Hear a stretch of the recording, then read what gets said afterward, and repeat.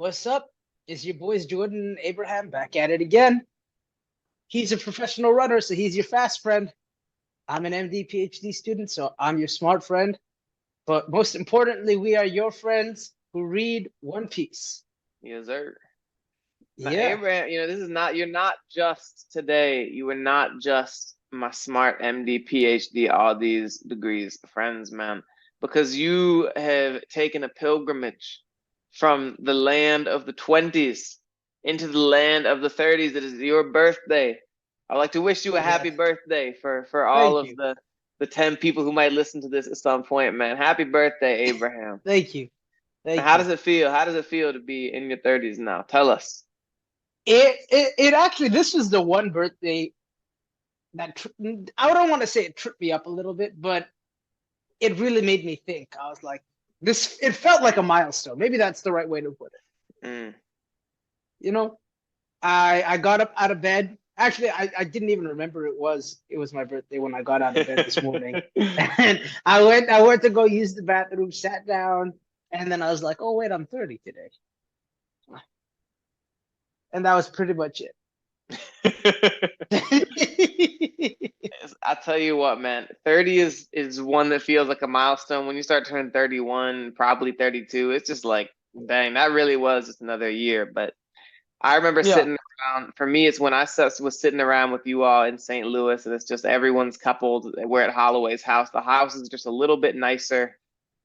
Everyone's in a relationship. People are just drinking wine and talking about board games. And I was like, dang, like, we're 30 now. Yeah. Yeah. It was the couples plus me and Jordan. Yep. And you're not even single, man. I thought I had some solidarity, man. No, but I feel like I showed you enough solidarity by not showing up with my partner. You You know? did, bro. Yeah, I appreciate that. That was real Yeah. good looking of you. Real good looking. There you go. There you go. Okay, so chapter 1105 just dropped this week. Great chapter. I thought I enjoyed it a lot. But Jordan, why don't you give me a rundown of some of the things that happened this chapter? That's right, man. So the Buster call comes to Egghead. The Straw Hats and the Vegapunks try to escape was sort of the main content of the chapter. What we're not going to talk about today, you had Carrot on the cover page making me think about being a furry for a second. I still forget the name of the Marine with the choker who's talking to Kizaru at the beginning, but she's around sometimes. I always think Nami's wearing pants because everyone's outfit looks like it's winter clothes, and when she shows up, I'm like, dang, that's some panties and some bare legs. Vegapunk Crazy. watching Egghead go down in front of him, very sad, very tragic. The man is watching his life's work crumble. And at the end of the chapter, we got Luffy filled with food, surrounded by Marines. Not sure exactly what's going to happen there. But we got some big questions too. Like at the end of the chapter, you got a refugee ship leaving. Saturn tells someone to go kill it. And the Marines are not able to destroy it because, quote unquote, they are coming to stop them. Real quick though, that ship that left Egghead actually left the previous day. So it wasn't like in the ship was not leaving the island in real time as all of this stuff is happening. Saturn was saying, I know there was a ship that left yesterday. I sent a warship out to destroy them. And now we're getting a call from the Marines that they weren't able to do their task for some reason. Right. And so that reason is some they, mysterious they came and took Yeah. over that ship. Now, what's Yeah. going on there, man? What do you think? Who do you think it is? So I've been racked. First, from how you explained it, you made it seem like you believe that another group intercepted the ship and allowed these, I guess, so-called refugees from Egghead to escape. I was under the impression that the Marines tried to attack the ship that was leaving Egghead, and that the people on the ship themselves were able to defend it, and then are returning to the island or something like that. But So why would they be trying to leave and then yeah, return to the island? so I think maybe once they got attacked by the Marines, they realized that Egghead was in danger, and then they were trying to come back to like either warn Vegapunk because they don't know that the Marines are going to come after Egghead immediately the very next day, right? Man, That would be my logic. that's a really interesting way to write motivations on the people that we know nothing about. Yeah, but I guess for me also though, why would another ship just randomly? I guess it could just be a matter of coincidence, but you think there's just another like random ship of powerful people that intercepted? Like, what are the coincidences, right? It feels more likely that the Marines ran up on this ship and lost than anything else. And so now this ship that was originally a refugee ship has turned around. To me, that doesn't make any sense, especially given that we have the language of saying Saturn has to know that they are headed for Egghead. For example, if it was someone returning to Egghead or going back, you would probably have language that demonstrated, hey, the people in the ship, they are returning. They're coming back to Got Egghead. you. As far as other people in the world who it could be, the revolutionaries are an example. Yeah. There's a reason to think that they would have interest in the knowledge of Vegapunk, in the knowledge of what's going on with the ancient history, potentially even in the robot, the sources of energy that we don't know anything about. Yeah. You even brought up in the last chapter, we talked a lot the whole time about the Blackbeard pirates having been showing up on Egghead. Now, I don't know why they would, it'd be surprising if they saved a vessel of people who was trying to escape. Yeah. But that would be someone that would definitely be a they who we know is going to Egghead who would surprise the Yeah. Marines. So the first group that I did think of when trying to figure out who would have been able to destroy this Marine warship were the revolutionary armies. But the big thing for me is trying to we've gotten a lot of information placing different factions in different locations. And we know that all of the officers of the revolutionaries are at their headquarters right now, right? Because when Sabo arrived, all of them were like Bello Betty, all of them, they were there. So, I don't expect some random, no name scrubs from the Revolutionary Army to be able to take down this ship. I also wouldn't expect the Marines to be like, hey, they're coming, right?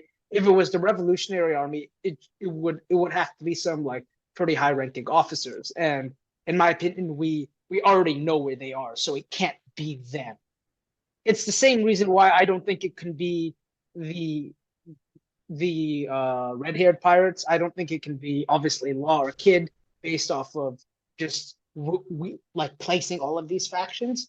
It could be some people from the Blackbeard Pirates. We talked about Lafitte and like Katarina Devon last week. I don't.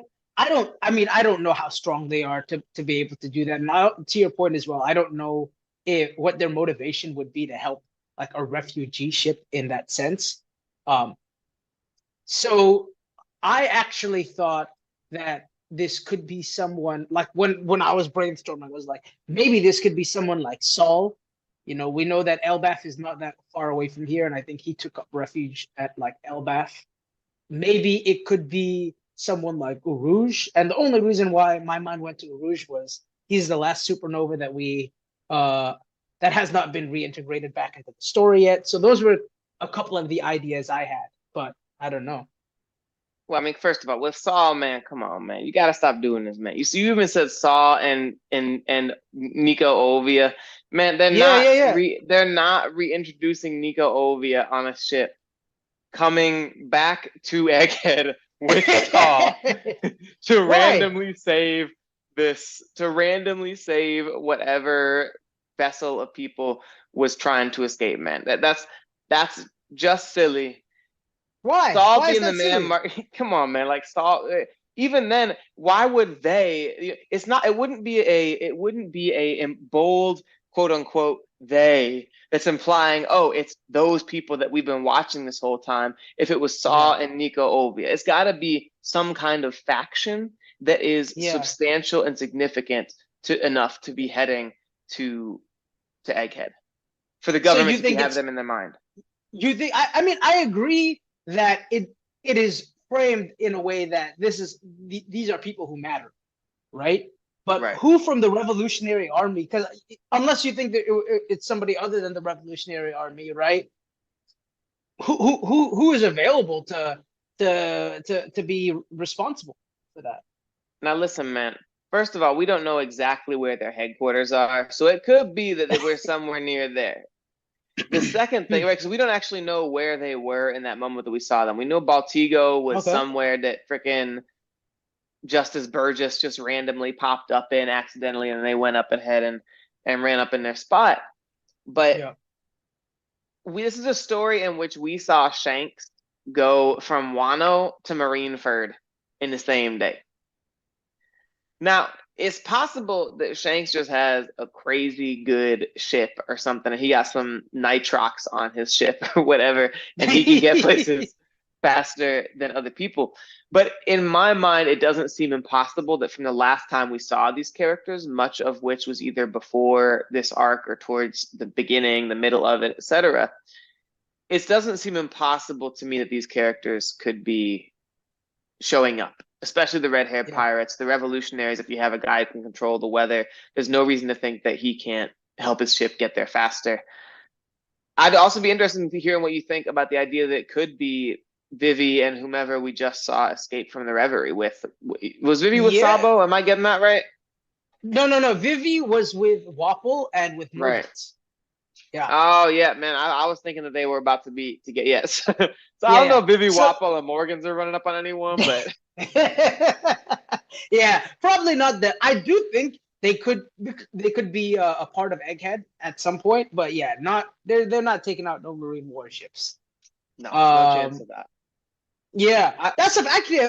But your point about we don't actually know what island the revolutionaries are on and how close or far it is from Egghead, I think is a fair point because I do think the most likely group to be involved is the revolutionaries. It was just more like they can't be in two places at once.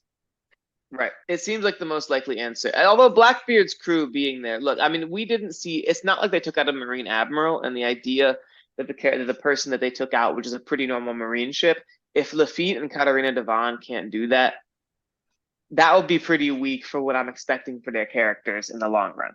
Like Mm-hmm. Zoro and Sanji right now could go take on a normal old Marine ship with normal old sailors on their own if they wanted to. Zoro could just run up with that Conqueror's hockey, and it's not even a thing.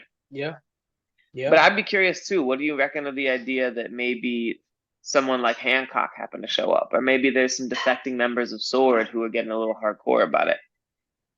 Hancock, I think, is unlikely to leave Amazon Lily after her island was just attacked. Right? It feels like it would be irresponsible of her to do so. So I don't expect it to be someone like Hancock. Oh my God! Members. Wait, dude, we have not even thought about Cross Guild and Buggy. Ooh, ooh. I Dude, think that actually could be it. that That could could be be it. it. No one has said no. None of our friends in the group. They're That would be they're the crazy. marine hunters. They're the marine hunters too. Exactly. They're the Marine Hunters. They're strong enough with someone like Mihawk. Yeah. They're a major faction in the world to be talked about like they, and everyone's just like, oh, where are they at? That would be hardcore too. I love that. Also, because we know that that Cross Guild is trying to go after the One Piece as well, and we know they Right. don't have any poneglyph weapons, Right. right? So it makes sense to me that they'd be making moves towards either Elbaf or Egghead to steal poneglyph rubbings from Straw Hats or Red Haired Pirates. So that would put them in the area. I've changed my mind. That's the number one. That's the number one contender right now for me. And I think narratively too, one thing we know is that this Egghead incident is supposed to be this wildly important, another one of these shape the world type moments. And you know who kind of needs to be at all these shape the world type moments, crazily enough? Is Buggy. Buggy the Clown. Is Buggy the Clown, man. Somehow, completely inexplicably, this dude Yeah. manages to be continuing to grow in the world and to continue to be a bigger and bigger force in a way that's like pretty significant for the story. And honestly, I think there's no way that we're gonna have an incident that's as important as Egghead is supposed to be, and have Buggy the Clown not be a part of it. I think we got our answer. It's Yeah. narratively it makes sense. Firepower makes sense. Why they're called they makes sense. Mm-hmm. Like we got ourselves an answer. Cross Guild is coming Yeah, to Egghead. That's an S-class theory. I Stamp it agree right with that. now. And Yeah, that's the official prediction of the Friends Who Read man. One Piece podcast. It's crazy though because I got the impression that the arc was wrapping up in the next like 5 to 10 chapters, and it feels like if we throw Cross Guild and the Blackbeard Pirates into this mix, that there's no way that happens. Man, I told you it wasn't wrapping up in like 5 chapters. I told you it wasn't just gonna be he's gonna punch him and that's it. The Egghead Island incident is not big enough if it's just Saturn gets defeated, and so we got to Well, have other things come in at this stage in the story. yeah, but I feel like Egghead wasn't built up. The impression that I get from talking to people is that most people at the start expected Egghead to be a pretty small arc, not quite as small as something like Zoe, but this is not. We just got out of the longest arc in One Piece. After a lot of these very very long arcs, I feel like Oda has a pattern of throwing in some more brief. I don't want to say use the word filler because they're it's canon content, but like kind of just placeholder kind of arcs. And Egghead really, if all of these factions are coming together, Egghead is really developing into its own extremely significant, like fairly large arc. Like it's gonna be what, like 50 Man, chapters. you can't be like, I'm surprised that it is developing to be extremely significant, man. This it's the No, Egghead Island is supposed to be this thing that changed the world, the thing that will later be known. Man, come on, man. well, I don't mean significant. I guess significant wasn't a good word for me to use. I guess I was more referring to the time. I expected the arc to be significant because we've been told for a long time world-shattering news is going to be happening. But I still expected it to be a short arc. Well, this is what I think. I often keep coming back to when we talk about some things like that silly old Davy back fight against Shanks theory is is the narrative at this point in the story is so complex with so many different characters showing up. It's a really interesting, like it's going to be impossible at this point for us to have another long ring long land that's just like, hey, we're just doing a quick lore drop and then moving on. The story kind of has to feel at this point like it's racing towards its end. I don't know if it's necessarily going to feel like it's racing because we're getting one chapter a week and Oda's releasing like 35 chapters a year now. But Yeah. there has to be a certain level of complexity to each of the conflicts that we're going to see from this point on if we're going to be able to wrap up this story in any reasonable amount of time. Because if we ended up going Luffy versus Cross Guild, Luffy versus Shanks, Luffy versus the Elder Stars, Luffy versus the Marines, like that's like 8 years right there, even Yeah. if you don't include any amount of complexity, adventuring, like it being really interesting. Yep. Oh, I didn't even say the Blackbeard Pirates, right? That's like 10 years right there. And so that's really what I think we're looking forward to through the rest of the series. Yeah. No, that's we'll see. We'll see. This arc is building up uh to building up to be a little bit longer than I expected it. Yeah. But you know what's going on in the background of this arc that you might not have realized about was Lucci is apparently still fighting Zoro this whole time.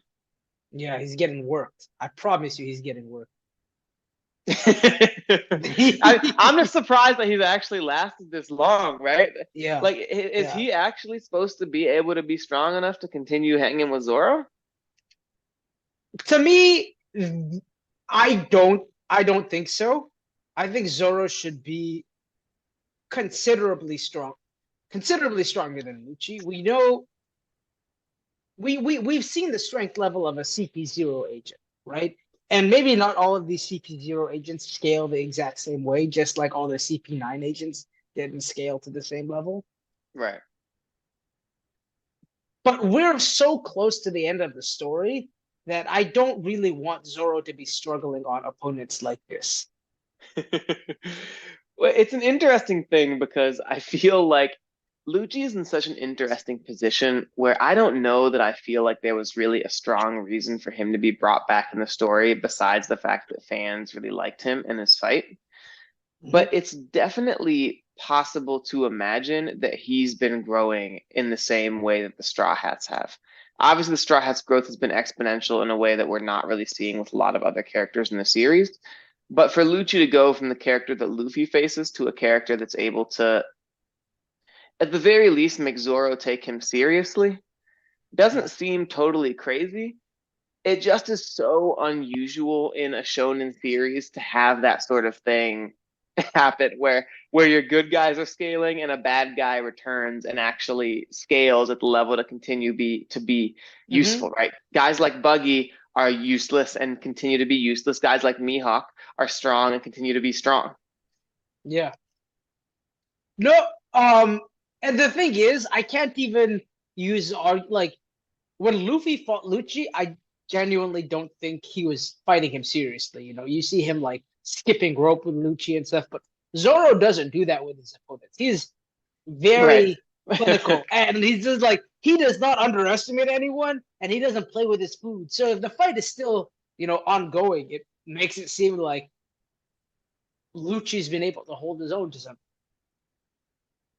And To be fair, Zoro has often fought with a handicap too, though.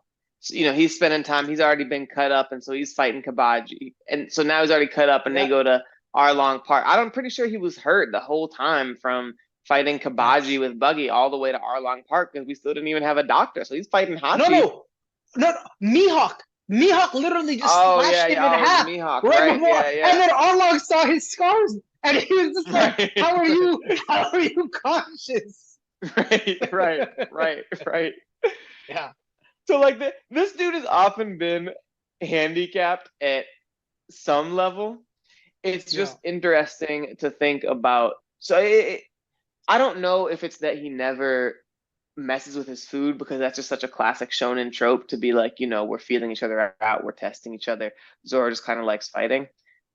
But I do think I would be disappointed, similar to you, if Miha or if Lucci is actually strong enough to be able to fight Zoro. Like Zoro should still be Yeah. able to handle this dude, no matter how much he's leveled up, don't you think? No, I agree. And maybe Oda just doesn't want to off-screen this fight, right? So he's covering all the other contents of Egghead and being like, "Yeah, this is still happening in the background. We're gonna cut to it eventually." It could be something as simple as that.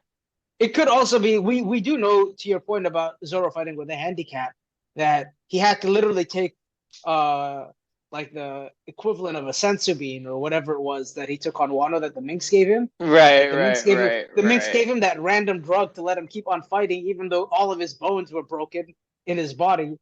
So is a week of rest on Wano enough to let him recover from that?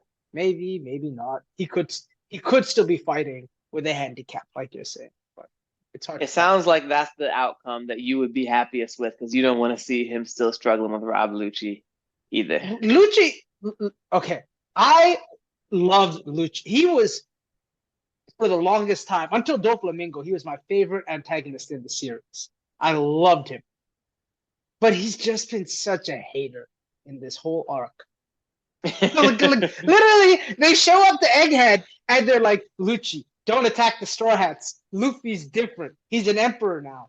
And he's Right, just like, right, oh, I don't believe Luffy's an emperor. I'll believe it when I see it. And he has no right. reason to do what he does. Everybody advises him not to, except he's a hater and he's salty that Luffy beat his ass. Right? So he shows up on Egghead and gets worked by Luffy. And then he's still talking like he's him, and it's just been a little bit annoying. But I used to really love Lucci as an antagonist. I'm just kind of over him now. That's okay, man. Well, he's a hater, and the good news is we're lovers. And Yeah. that's why we don't like Lucci. And instead of that, instead of hate, we give out awards to the series. Yep. So I actually Yeah. have two that I'd like to give out this week. So I'm gonna start by giving out one, and I'm gonna pass it to Okay. you. Okay. The first one I just want to give out is one that I've just been dying to give out, which is the Jordan's First Love Award. because my first anime love was Flay from Gundam Seed. I kept Okay. watching that, and she was manipulating Kira and everything. But I was like, man, Flay, like I would love to get manipulated by Flay in the same way that Kira is right now. And all these things about refugees leaving, I just really started to get Gundam Seed vibes. So that's the first one, is the Jordan's First Love Award. What you got, Abraham? Okay. Mine, similar, but not all that similar to yours. One of my first loves growing up was The Lion King. There's a movie that came out the year I was born. I had it on VHS, and I'll never forget how I felt when Scar takes Mufasa, says "Long live the king," and throws him off the cliff. Right. Yeah. So my award this week is going to be the Uncle of the Year award, and it's going to go to all of the pacifistas that are shooting at Kuma and Bonnie right now. You call them uncles, huh? Yeah, I mean, they're clones, right? So to me, Right. clones are basically like twins, like identical twins. So what is your brother's your brother's kid is your niece, right? So that's those are the uncles of the year for me. Dang, man. That's some bad uncling for sure. My last award is the Bones Ex Machina award, because this dude Brooke can do anything. It's like the Straw Hats are in a pinch. I think Brooke can get out of it. We need someone to just come up with pwn glyphs and get scrubbings, which I don't even know this dude could roll around and just get scrubbings. Oh, I'm just gonna take him out of my head? Don't worry. Yep. I got it. I'm about to fall in the water. Oh no, I can just run on the water. The dude just shows up and is clutch in every scenario, and whatever he was 100%. doing with his freeze and whatever to keep everyone off the from. I honestly don't even understand what he was doing. But I know it helped. Bones Ex Machina goes to Brooke this chapter, man. So Brooke for MVP. Brooke for MVP, man. So what's your prediction? What's you got I mean, I know we came to a prediction together, but you got another prediction for this chapter? Okay. Yeah. Let's see. I think what's going to happen in 1106, now that we've decided that Cross Guild is going to be the group to show up, I think that actually no, I was going to say we see them on the island, but I don't think it's going to happen that soon. I think what's going to happen is that, man, I'm going to double down on my 1105 prediction. I think Luffy re-enters the battle in 1106. Man, how are you just gonna double down on your prediction, man? This man just gonna say the same prediction. At the very, do you still think that Kuma is gonna paw the pain out of him? I think it could happen. I think the shape that go ahead. I'll be real. The shape that he's in right now, it's moving me up further away. If I was at like if I was before 1105, I was maybe at like an 80% that this. You were at 80, bro? Now I'm at like a coin flip. Come on, at least go to like, you gotta at least be at 40%, man. It is now more likely that he gets up, because he's no longer looking like an old man. He's got his belly full. Yeah. We know Luffy gets better with food. Talking about Bones Ex Machina, he drinks milk and his bones literally get fixed, him and Brooke. Yeah. You got to admit now, it's more likely now that it does not happen than that it does happen. Sure. I'll give you that. Thank you. That's very generous but of you. I'm not hopping off the possibility that it could happen still. That's fair, you know. Sometimes you got to do that because just in case you're right. Just in case you're right, you don't want to give up the ability. Yeah. Tell everyone you told them. Kind of like what I said was going to happen. Kind of like the way I was approaching it when I knew that Cobra was probably not even, but I was just saying it so I could do that. No, there's nothing like that. We'll come back to that. It's absolutely like that. We'll come back to that another time. I'm saying my prediction. One group that we know is here that we have kind of just missed is the Seraphim. Like we've seen S Jimbei, and I don't know, it was S Hawk here. I don't remember which ones were here again. I should just go reread Egghead. But we don't really know. where they are and how they're going to end up impacting the battle. And I gotta imagine that they're going to come back and start causing some amount of chaos and adding a little bit of entropy to this fight. Yeah, we have Dofi, Kuma, Hancock, and Jinbei. Those were the Right. four. Of course. Actually, sorry, no, Dofi. Dofi was actually me. They had, sorry, Mihawk, Jinbei, Hancock, Right. and yeah, those, yeah. Of course, because Hancock, the Seraphim still loved Luffy because power of love, man. That's all I'm telling you. Yeah. No, it's important. It's really important because I mean we know that Saturn, the Gorsa, have the highest command level control over the Seraphim, and it feels like our Straw Hats are already struggling as is. So if you throw four Seraphim into this fight, I We're in don't know. big trouble. They're gonna be in a bad place.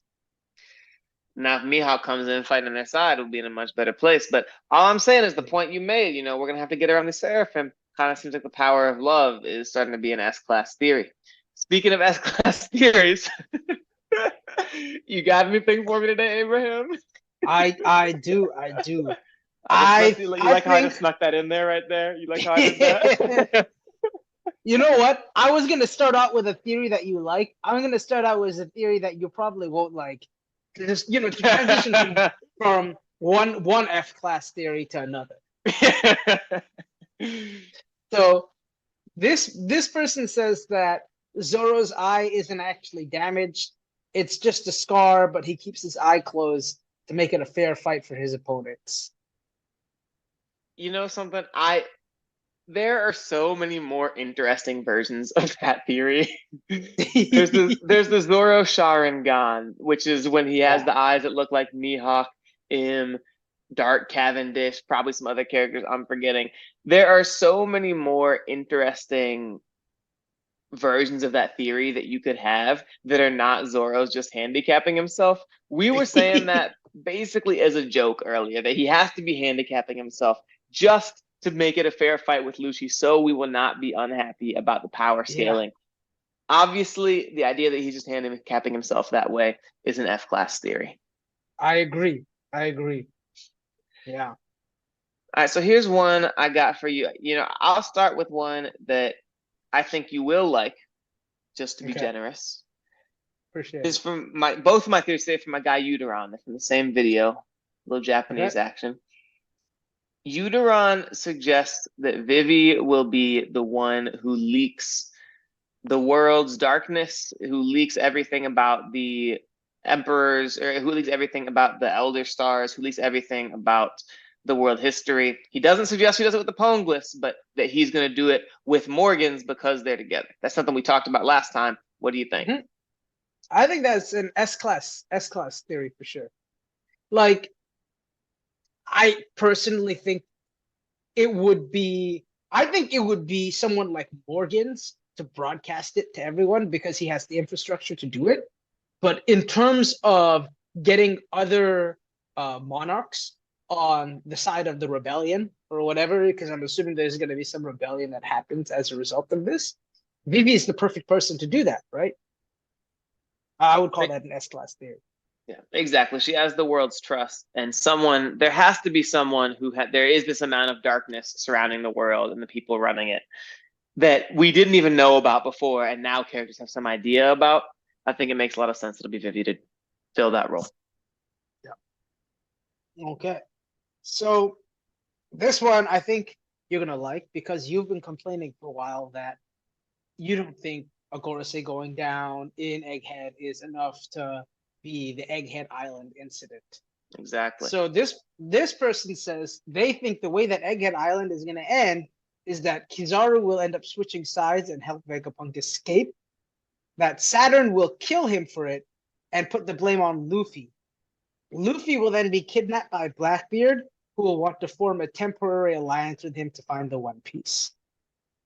Dang, bro. Yeah, no, you got me with that one. That's an S-class theory for sure. We got a lot of elements. We got a lot of elements that I like about that theory. The first thing is it has a level of complexity with Kizaru's character and the way that his actions are going to unfold, where he does end up coming to his senses, realizing there's connections with Vegapunk, Bonnie, Sentomaru were more important, and so he ends up betraying them. And having the retribution come from Saturn is really something that's particularly would be particularly sad in that moment, especially the way we've come to see him. I also talked earlier about, I think we did an S class, F class before, about the idea that the Elder Stars and Admirals might end up fighting. So I think that's the first thing that's very cool. The second thing is about Luffy being kidnapped by Blackbeard.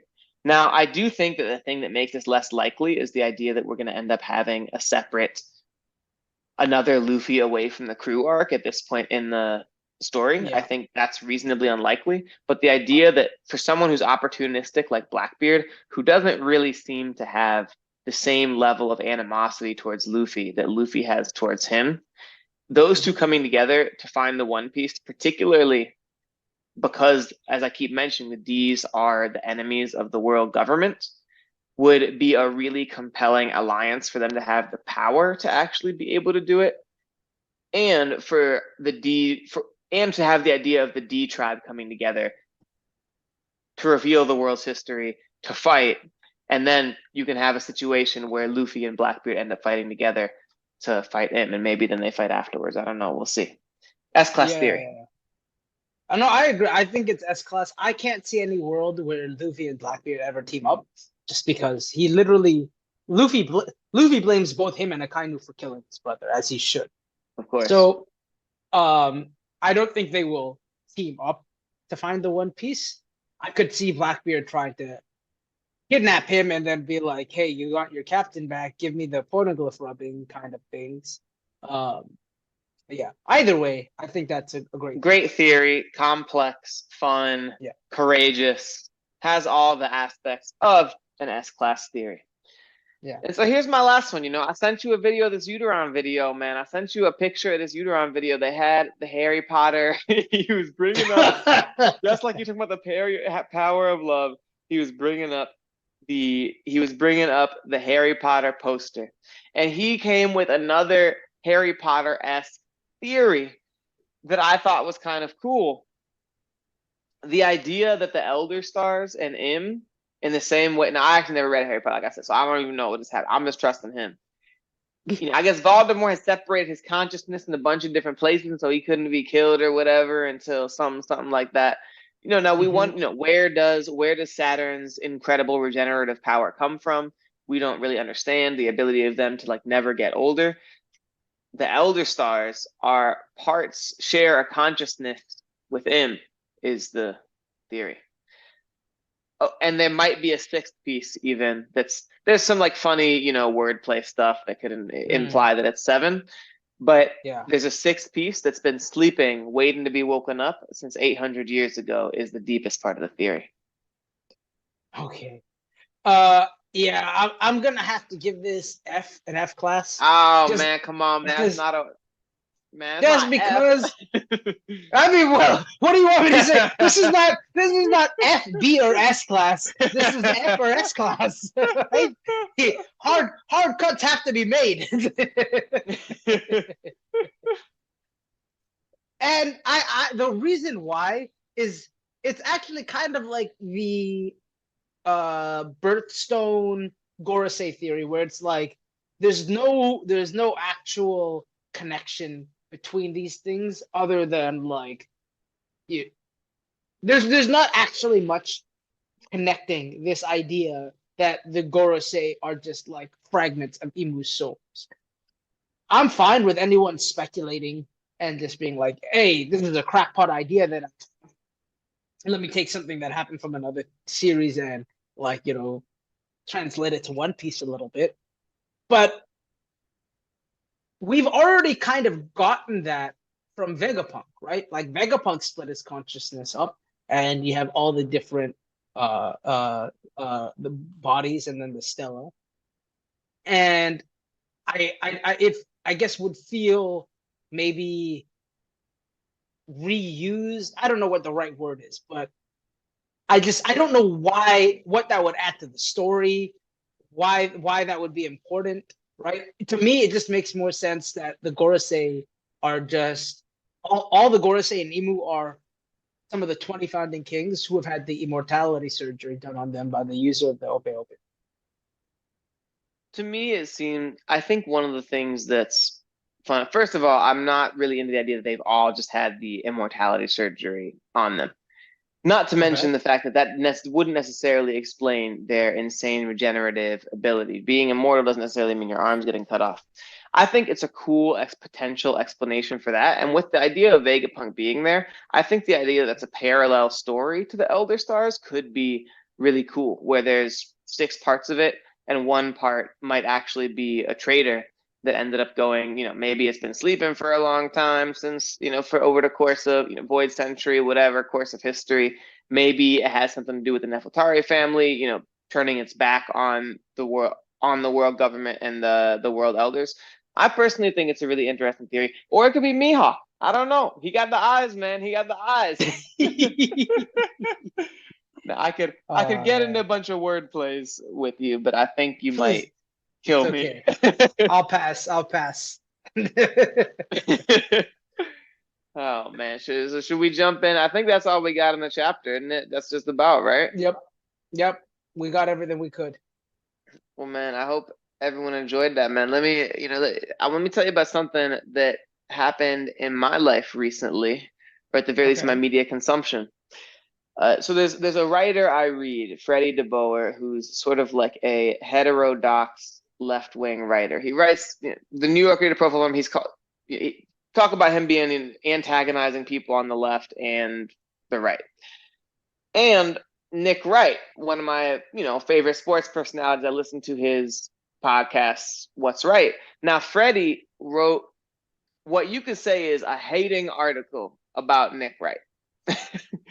Let me give you a couple quotes. He says, I can think of no figure in sports media who better emblemizes how sports media corrupts everything it touches than FS1's Nick Wright, a particularly shameless clown in an industry of shameless clowns.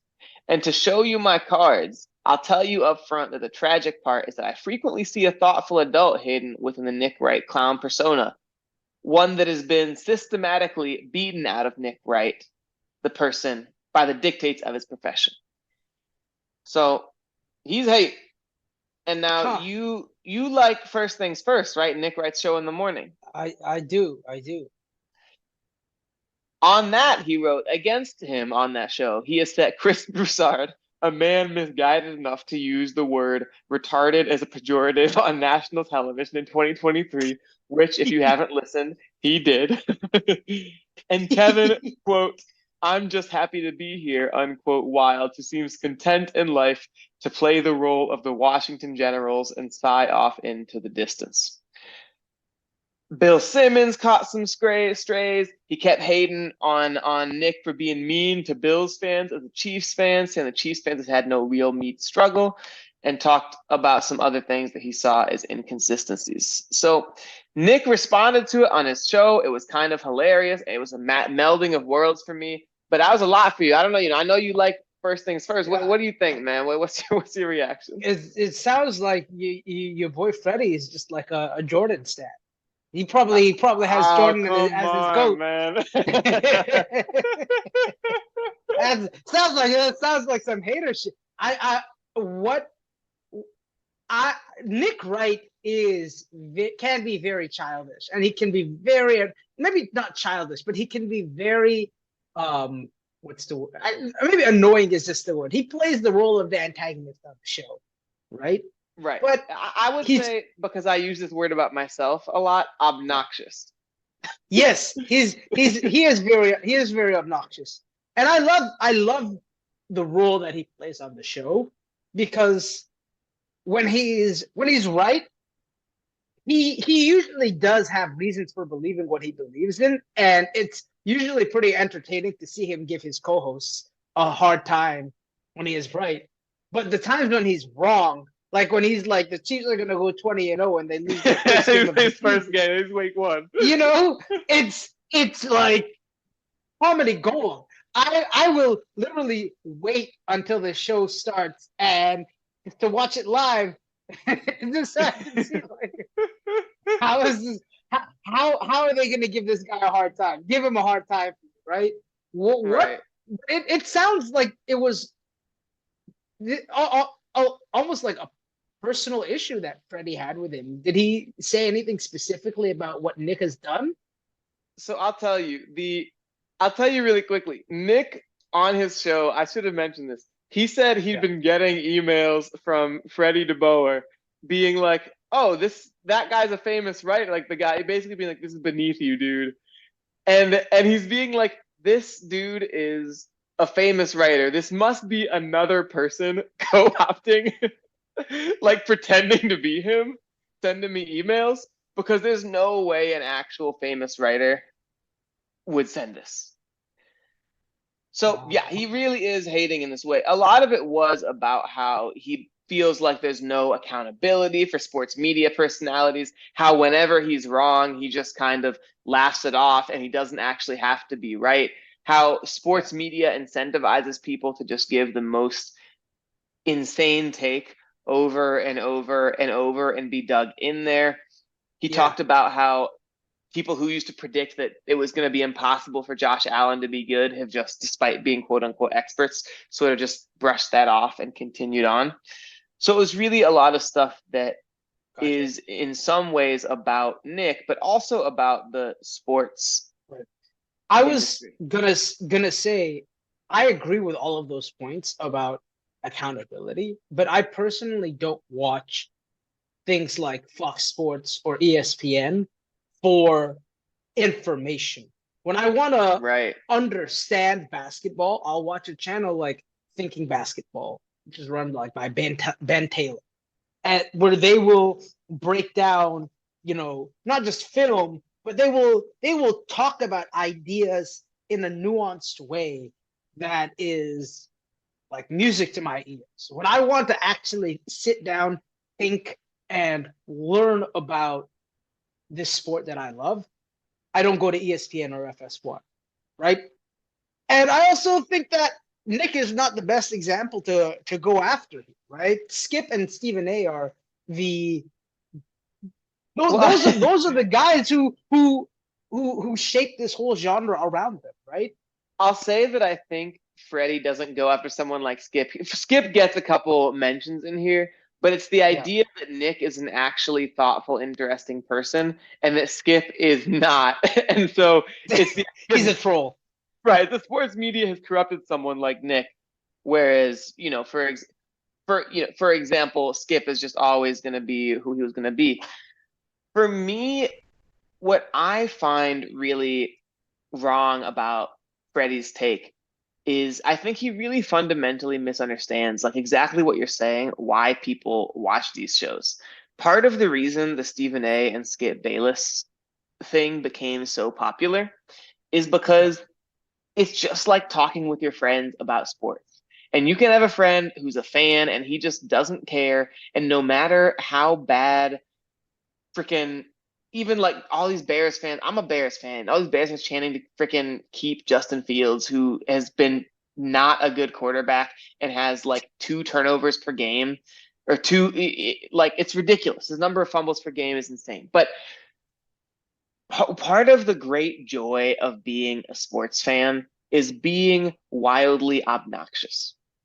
I right. have, ever since the Patriots have been bad, just been absolutely tearing Jamar's butthole up about Whoa, about whoa. figuratively, bro, figuratively. I've been tearing him a new one, bro. Like I've been absolutely I've been in there just every time the Patriots have a terrible game, I'll be like, dang, your quarterback really sucked. But you can't even I don't even let him be unhappy because he had too many good years. I said, you need to still be thankful for all those good years, even if your team is going 4 and whatever the new number is, 4 and Yeah, 13. yeah. And it's fun. That's the whole point of sports media, of talking Right. sports, is being dug in on your takes, being dug in on your fanhood, and being obnoxious to other people. Yeah. Almost. In another group chat, Jamar was Yeah. talking rant. I never respond to this group chat. I never respond. Jamar was talking randomly about how there's some people like Jordan who just always come for you. I got right back in there. I got right back in there. He said, oh, other Patriots fans did this to you. It wasn't me. I don't care. You're a Patriots fan too. You got to have the joy they were having, and I am not gonna let this go. I got You right back know, in. It brings me joy to this day thinking about what he must have thought when he posted that. And I just actually started responding for the first time in about 2 months to get right in that there. was that group chat was a safe space for him, and you ruined that for him. You know, it's funny. I just want a quick sidebar about Jamar because I've only met Jamar once or twice. Right? The first time I met him was at your crib when I came to Providence, and the very first thing he told me while one of the football games was on last year, he's like, "Oh yeah, you know the NFL script is in, right?" I Yeah, was like, yeah, "What?" yeah, He's like, right, right. "Oh no, the script is in." He's just like the Jags, Trevor Lawrence and the Jags, they're gonna go and beat Kansas City, and then Joe Burrow is gonna beat them in the championship game and win the Super Bowl against the Niners or something like that. And I was like, Yeah. "Really?" He's like, "Yeah, that's the script. He The loves the script is in. script. Yeah, yeah, That's yeah. what's gonna happen." And I was just like, "Oh, okay then." And then literally the next weekend, the Jags lost to the Chiefs. The week after that, the Bengals lost to the Chiefs, and I was just like, I really wish I had this guy's number to be like, what happened to your script? Right, right, right. Because I'll tell you what, if I was at the Super Bowl with him, we were watching the Super Bowl together. He was talking about the script at the Super Bowl. I said, Jamar, we got two black quarterbacks, man. The script is not in. It'd be Joe Burrow versus Josh Allen if we had the script in for the Super Bowl, man. Oh my But god. that's the whole point, man. That's what Freddie doesn't understand, man. That's the fun of sports talk. What TV has become is talking about it with your friends. And when this gets into politics, whatever, it's bad. This is sports, man. It's not important.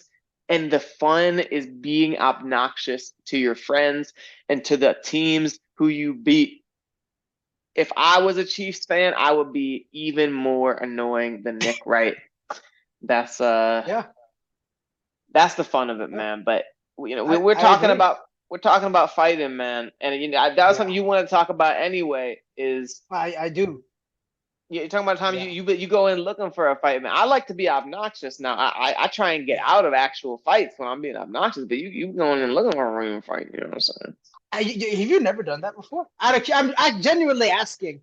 Have you never been in a situation where you're like, I'm going to put myself in a place where confrontation is going to happen, and I'm about that action. Like I'm looking to run into this person to see what they want to try and say to me. The best I can think of is it's not like I've never had that. It's more like when someone asks me, like I had a dude who I thought was being abusive to the girl he was dating, and I said something to Yeah. someone on my track team, and he came up to me and he was like, "So I heard you said," and I was like, "I did say that." But Yeah. I was not here looking for it. I was just saying what I thought was true, right? And that's the kind of thing with me, Yeah. right? Like I'm Got you. obnoxious, I'm truthful, like and that can get me in trouble. But I wouldn't say I've Yeah. gone somewhere looking for a fight. Yeah. So for me, what had happened was basically I was doing my mouse work, right? So a lot of the research I do involves mouse studies. And the place we store our mice, the buildings that we do are called mouse facilities. I'm in the Okay. mouse facility. I'm, manipulating the mice. I'm doing X, Y, and Z, bringing stuff in and out of the room. And I have the door propped open to the room that I'm in because every single time I need to re-enter the room, I need to scan my badge in order to unlock it, right? So it's just easier. And the door also has a mechanism that lets it just prop open. So I'm just gonna prop the door open so I can bring stuff in and out easily. One of the employees in this building, who they're responsible for like cleaning the cages, mopping the floors, all that stuff, he comes into the room that I'm working in and then just abruptly shuts the door. And I go to catch it and I'm like, actually, would you be okay if like you leave this door open? Because I'm bringing stuff in and out of the room. And he just got extremely he spoke in a way that wasn't outwardly like he didn't curse, but he was very patronizing and disrespectful.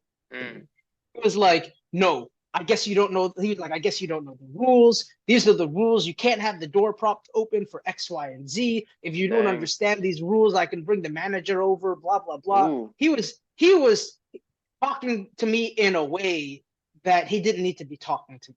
Right. So he goes, and I'm like, maybe I don't.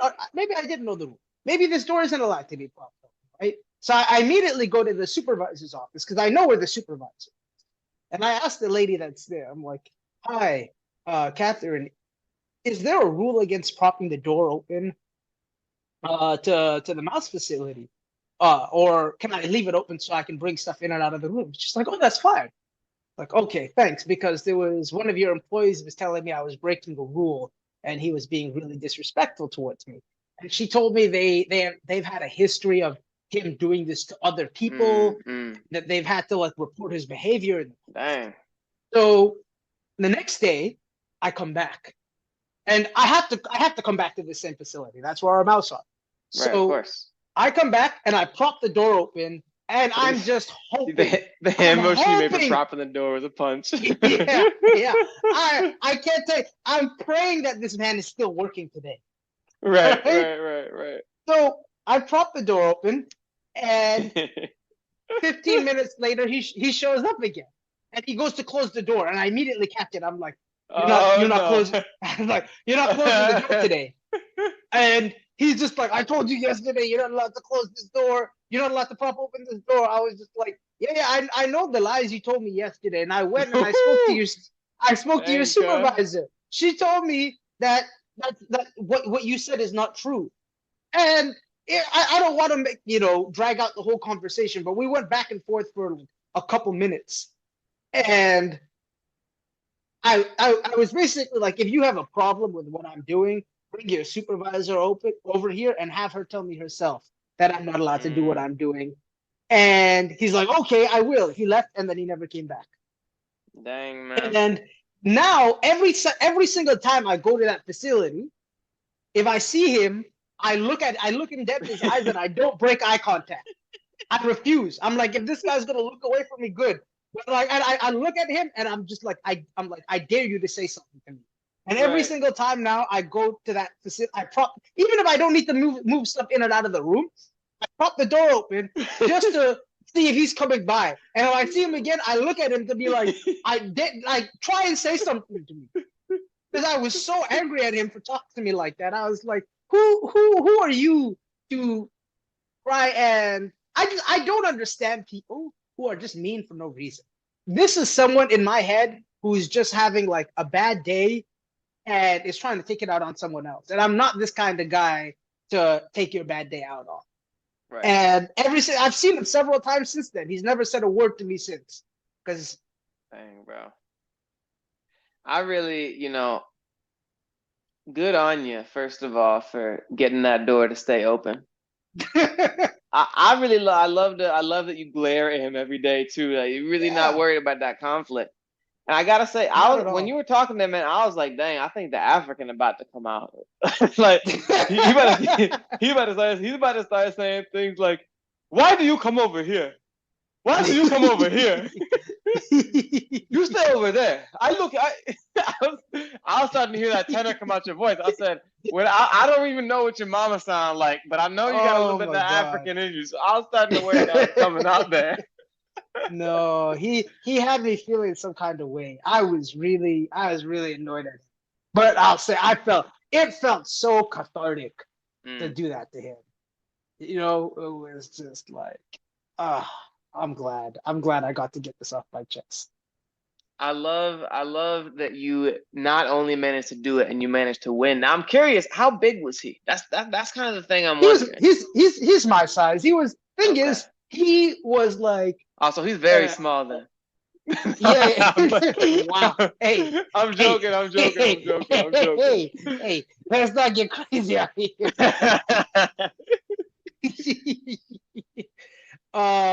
No, he was like a white dude, maybe in his like 50s, Mm, skinny, mm. maybe like an inch taller than me or something like that, pretty similar size. Yeah, so you were like, I got a good chance here, especially with him being older. I mean, he's also at work. I don't think Right, anyone's right, trying to right, throw right, right, hands. right, Right? right, right. But that's like really like if there's a dude that you're not gonna let talk to you that way, it's the 50-year-old white dude in St. Yeah, Louis. yeah, yeah. In St. Louis, Exactly. like he probably lived Yeah. down in South County. You know what I'm saying? Hey, and I'm just gonna, you know what?